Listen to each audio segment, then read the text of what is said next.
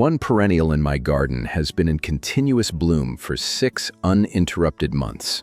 The same plant, the same crown, flowering from April straight through to October without a single intervention on my part. That plant holds the second spot on this list. The one sitting at number 1 is even more remarkable, though for an entirely different reason. It has been available to American gardeners for over 3 decades, and not one new introduction from the breeders since then has managed to dethrone it. Not in the catalog pages, not across the trial garden beds, not in the corner of your grandmother's backyard.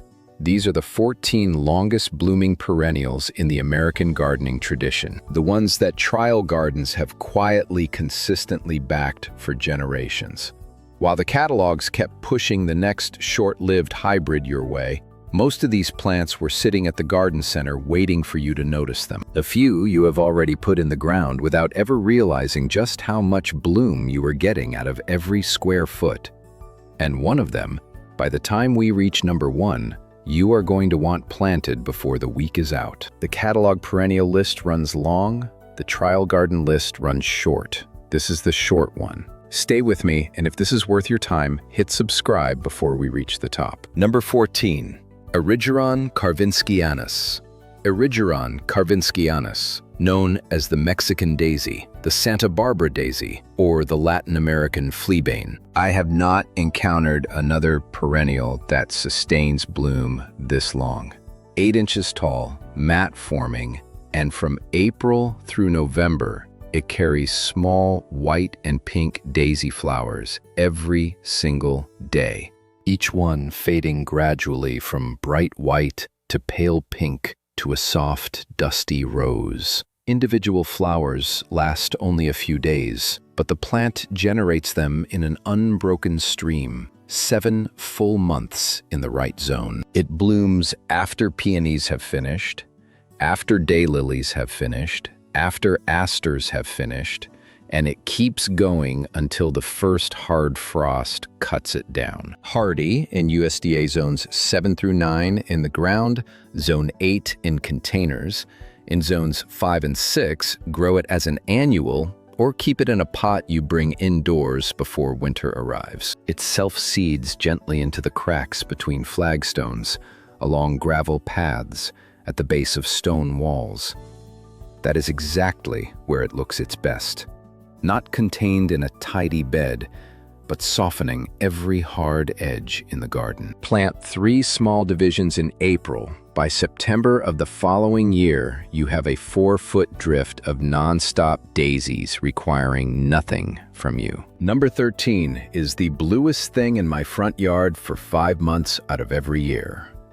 Number 13, Veronica Royal Candles. Veronica spicata, Spike Speedwell, 18 inches tall, a dense cushion of glossy green foliage sending up vertical electric blue flower spikes that look exactly like lit candles rising out of the plant. Bees and small butterflies cluster across every spike each sunny morning from May through July. Here is the key move. Deadhead. Cut the spent spikes back level with the foliage once they fade. The plant responds with a second flush in August and sometimes manages a third in September. 5 months of blue from a single 18-inch plant. Hardy zones 3 through 8, which covers the vast majority of the continental United States. In ground. Drought tolerant once established, deer walk right past it. I put 3 divisions of royal candles along a hot south-facing walkway in 2014. I have not done a single thing to those plants beyond cutting them back twice a season. 12 years in, still the bluest object in the front yard. The cultivar name matters here. Dozens of named Veronica spicata varieties exist. Royal Candles and Crater Lake Blue are the 2 with verifiable, documented performance records. The unlabeled Veronica spicata at your local garden center may or may not deliver the same results. Number 12 releases the scent of peppermint when you crush a single leaf, and it is not mint. Number 12, Calamintha Nepeta White Cloud. Crush a leaf between your fingers. Pure peppermint. This plant is not mint. Calamintha belongs to the mint family, Lamiaceae, but it is the well-mannered cousin in that family. Strictly clump forming, no underground runners, no territorial takeover. It stays precisely where you place it for 15 years or more. It reaches 16 inches tall, and from June through October, it produces thousands of tiny, pure white flowers suspended in airy clouds above small, mint-scented leaves. Bumblebees and small native bees work it without pause. Hardy in USDA zones 5 through 7, with some sources pushing that to zone 4 under mulch. It shares borders naturally with Walker's low catmint, its compact, polite neighbor. Calamintha has been a fixture in Mount Cuba Center's pollinator performance trials for years, and that institution does not include plants casually. If you want something that flowers for 5 months and never spreads beyond its boundary, this is the cleanest example in American horticulture. Number 11 is the burgundy pincushion most American gardeners have never come across. Number 11, Knautia macedonica. It is the plant almost nobody pronounces correctly on first encounter. The first time I read the name on a nursery tag, I called it Nautica, like the clothing brand. The garden center owner did not bother to correct me. 24 to 30 inches tall, small wine-red pincushion flowers carried on wiry stems above gray-green foliage. It blooms from June through September, 4 uninterrupted months. The flowers red like miniature scabiosas rendered in deep burgundy red, and that color is the entire point of the plant. Most perennials arrive in yellow, pink, white, or blue. Knautia is the burgundy. It self-sows gently, and the seedlings pull easily or transplant without difficulty. They do not escape the way echinacea seedlings sometimes do. USDA zones 5 through 9. Drought-tolerant once established, full sun, lean soil, because rich fertile ground pushes it toward foliage at the expense of flowers. You will not find this one at most American garden centers. It moves through native and specialty perennial nurseries. It is worth every bit of the hunt. Number 10 is the plant the taxonomists renamed, which most of us still refer to by the original. Number 10, Oenothera lindheimeri, whirling butterflies. Most gardeners still call this plant Gora. The taxonomists moved it to Oenothera a few years back. The plant is unchanged, and the variety on this list is whirling butterflies. It reaches 3 feet tall on wiry stems carrying small pink and white flowers that genuinely look like butterflies suspended above the foliage, bouncing with every hint of a breeze. It blooms from May through October in mild climates and June through September in colder zones, delivering 4 to 5 months of bloom from one plant. Hardy in zones 5 through 9 in the ground, zone 6 and warmer for containers. Native to Texas and Louisiana, drought-tolerant, heat-tolerant, it thrives in the exact conditions that kill most long-blooming perennials. Full sun, lean soil, sharp drainage. Place it where you would never bother with a hosta. The reason it sits at number 10 and not higher is that individual crowns are short-lived, typically lasting 3 to 5 years. But the plant self-sows lightly, and the daughter plants reliably appear in exactly the spots you would choose to plant new ones. A short-lived perennial that perpetuates itself is functionally a long-lived one. Number 9 is the brightest coral flower in the early summer garden, and a viewer wrote in just last week to say she wished she had bought it instead of the fancy cone flowers she came home with. Number 9, Geum totally tangerine. 24 inches tall, vivid coral orange single flowers held on tall, wiry stems above a low rosette of deep green leaves. It blooms April through July, with a second flush in September if you deadhead consistently. 3 to 4 months total. The color alone earns it a place on this list. Totally tangerine is the brightest coral in the perennial garden. Earlier than daylilies, bolder than most coreopsis, and carried on stems airy enough to blend with nearly anything around it. Hardy USDA zones 4 through 8. It prefers consistent moisture without waterlogged roots. Part shade in the south, full sun in the north. A viewer wrote in recently saying she had just purchased rainbow coneflowers and 2 fancy echinacea hybrids and was returning to the nursery to take them back. If early summer coral is what you are after, Totally Tangerine is the one to bring home instead. 5-year trial garden track record. 12 weeks of reliable bloom. Delivered. Number 8 is the yarrow that does not fade back to plain white, and the one I put forward on my last regret video. Number 8, Achillea Coronation Gold, reliable golden yarrow. If you watch the regret video, you know I singled out the fancy yarrow hybrids, Strawberry Seduction, Paprika, Pink Grapefruit, for losing their color and returning to plain white by year 3.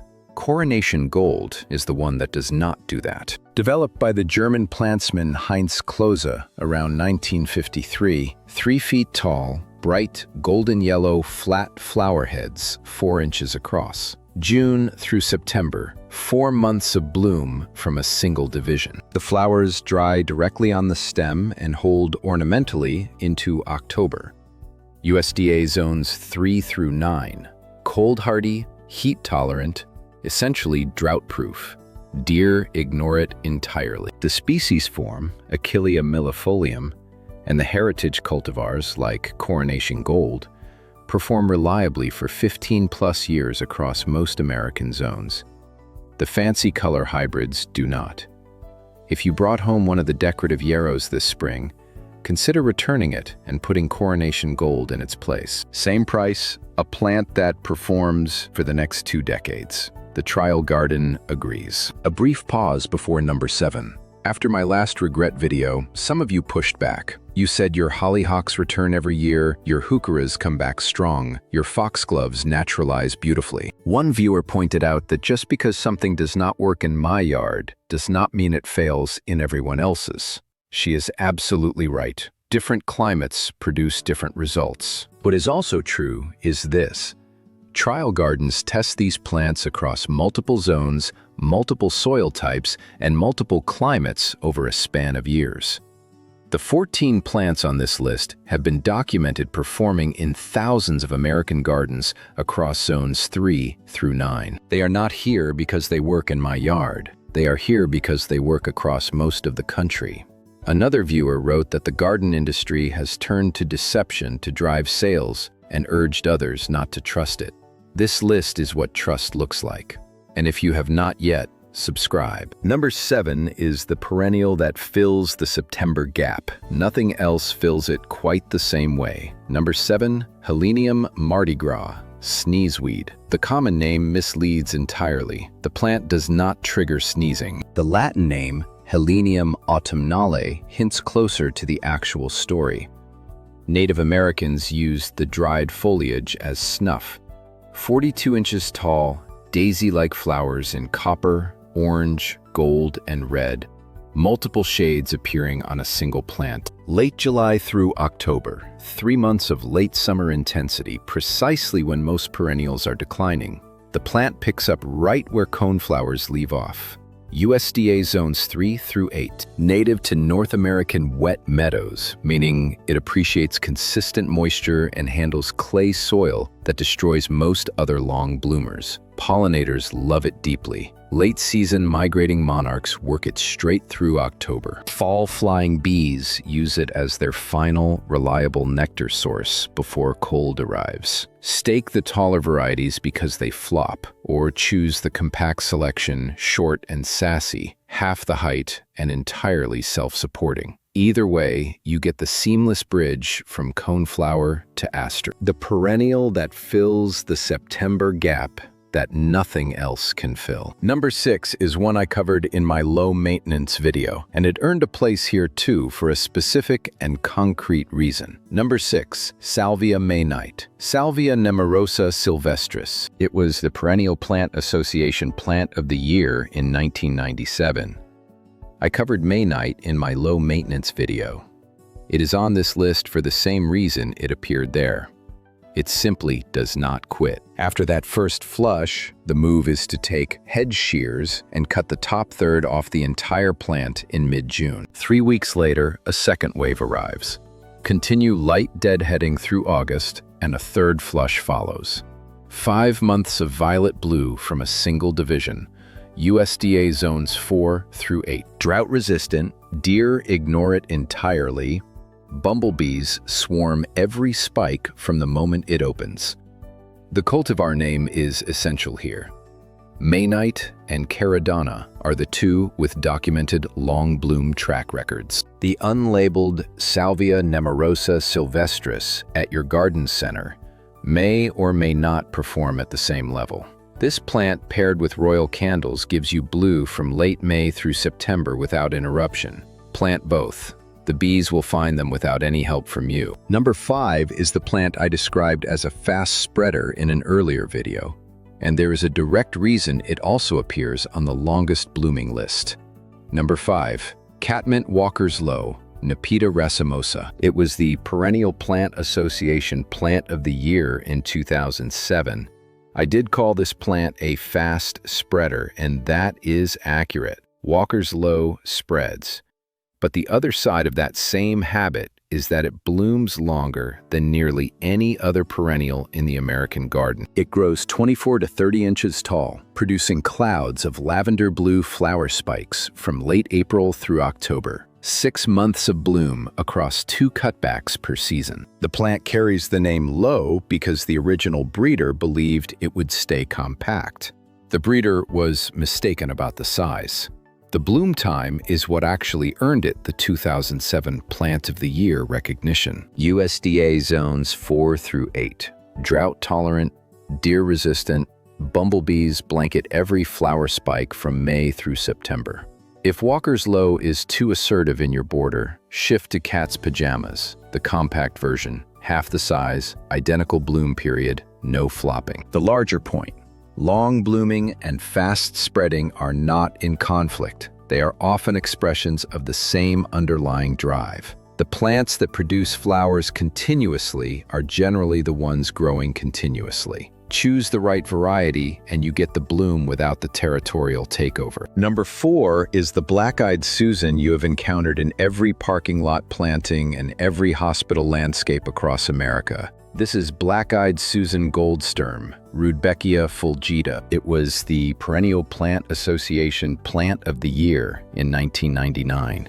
The plant reaches 24 to 30 inches tall, golden yellow daisy flowers wrapped around dark chocolate brown central cones, blooming July through October. Expect 3 to 4 months of bloom from a single division, and the seed heads persist through winter, feeding finches on cold January mornings.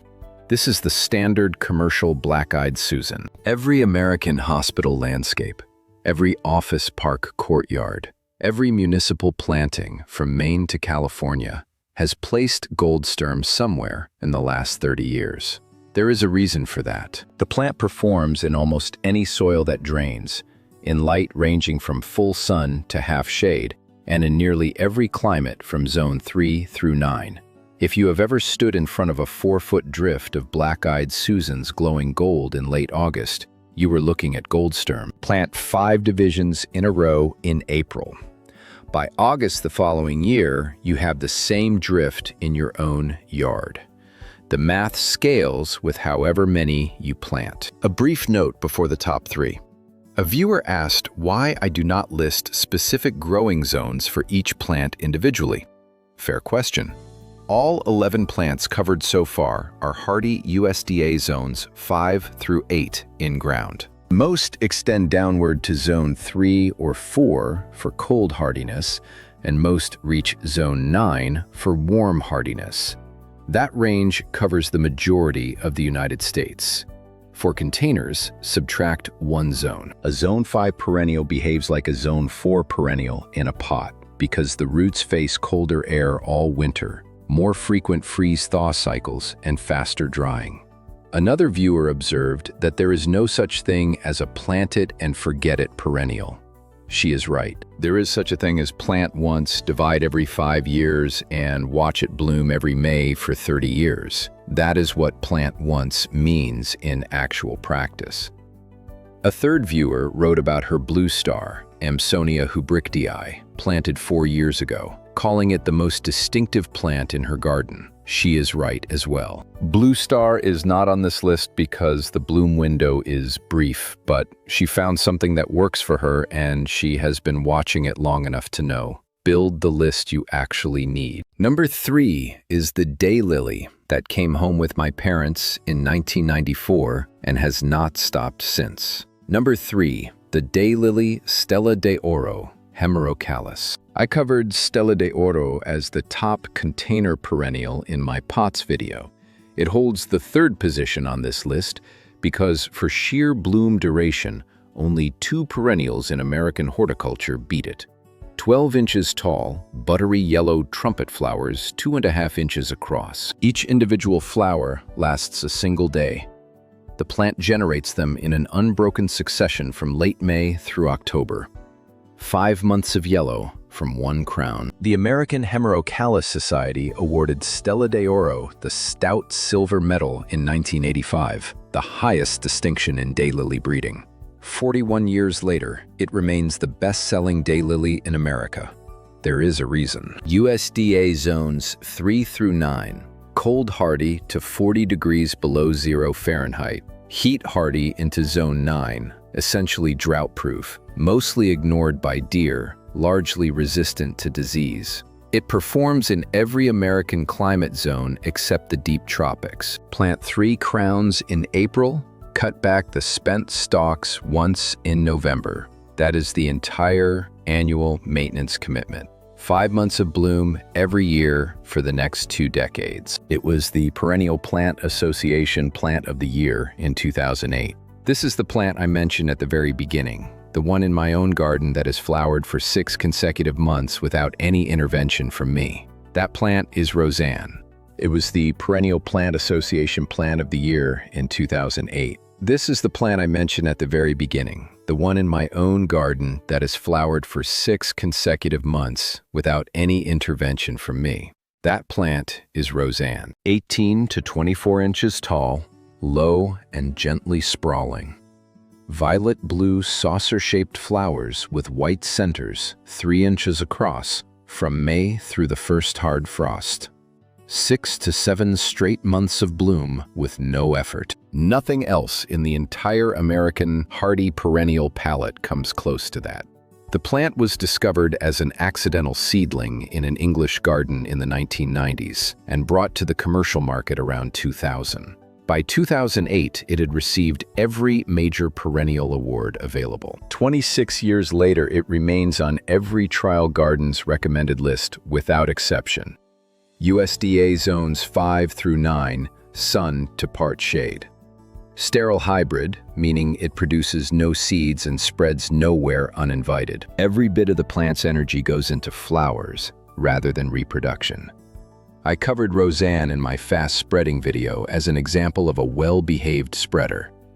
It is number 2 on this list because nothing else reliably delivers 7 months of bloom out of 1 growing season. If you have space for only 1 hardy geranium in your entire garden, this is the one to buy. The named cultivar matters. Roseanne, not just any geranium labeled hardy. Number 1 is the plant that launched the trial garden movement in American gardening. 34 years on the market and it is still the answer. Number 1, Coreopsis moonbeam. Coreopsis verticillata moonbeam was named the Perennial Plant Association Plant of the Year in 1992. One of the very first plants the program ever recognized, and in my view, the single most consequential perennial ever introduced into American horticulture. It grows to 2 feet tall. The thread-leaf foliage resembles dill and holds its form through wind, rain, and drought without complaint. From late May through October, 5 consecutive months, it produces pale, lemon-yellow daisy flowers 1 inch across. Not by the dozen, but by the hundreds. There is no plant on this list that generates more individual flowers per square foot than moonbeam. USDA zones 3 through 9. Drought-resistant, deer-resistant, it spreads gently into a 3-foot clump over 4 years. Cut it back to half height in mid-July, and it produces a full second wave by mid-August. Deadheading is optional. The plant blooms abundantly either way. Allan Armitage, longtime professor at the University of Georgia, once described moonbeam as the cheap petunia of perennials. It delivers the bloom saturation of a petunia, but it lives like an oak. 34 years on the market, still the bestseller. Still the trial garden's first answer when anyone asks what the longest blooming perennial in American horticulture actually is. 14 perennials. Trust the trial garden, not the catalog.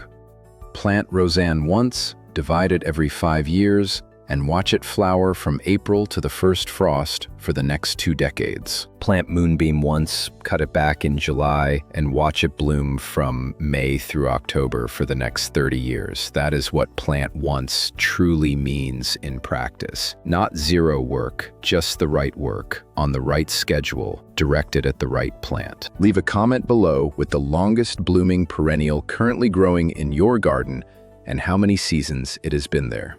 The old long bloomers always carry the best stories.